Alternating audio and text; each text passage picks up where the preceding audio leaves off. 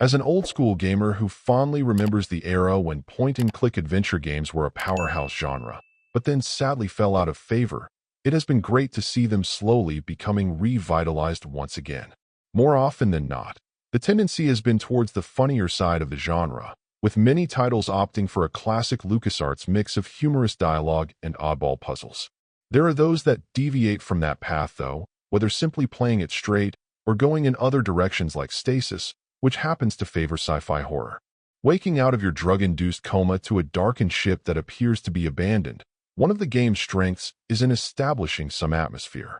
This comes from a mixture of its visuals that impart a feeling of isolation and eeriness, as well as an audio presence of the spaces you're in, whether of alarms, more industrial sounds, or simply the hum of machinery around you.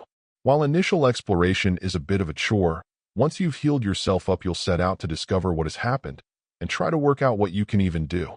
Thoughts of your wife and daughter initially serve as some motivation, but the dark mysteries you'll face will make demands of you to push yourself to simply try to stay alive. The problem is that there are some areas where the experience struggles, in part from the conversion from its initial release on PC to using console controls, and then from issues that may stem from expectations for the genre evolving over the years. While moving the mouse pointer around with your controller is functional, it's hardly ideal and tends to be both slow and inaccurate. One complication is that you'll often be hunting around the screen for what you're even able to interact with, but compounding that is that the area you'll need to target often feels needlessly small, making for a rough edge that could have been smoothed out, but instead serves as a periodic irritant. Another issue is with what often feels like the very trial-and-error solutions to too many puzzles. Granted, this isn't unusual within the genre, but especially when mixed with the less-than-stellar controls, the problems are sometimes exacerbated. Also, while much of the voice acting is fair, it can sometimes sound like it was recorded in a closet while others in a cavern, and that can be with people who were supposedly in the same space. It's just rare that I've encountered this as a problem, so it really stood out.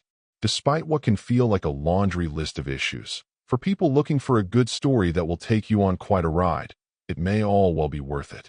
These problems aren't insurmountable. They're just irritating at times and stick out like a sore thumb considering there are simply many other adventure games in the eShop that handle many of these details better.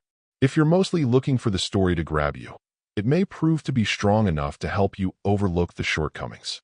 Overall, my final score for the game ended up being a 7.1. And if you're interested in picking it up, it's currently available on the Switch eShop for $9.99. Thank you for taking the time to listen to this review. And if you'd like more information or ideas of indie games worth checking out on the Switch or the Switch 2, be sure to click on the link provided in the description. Until next time,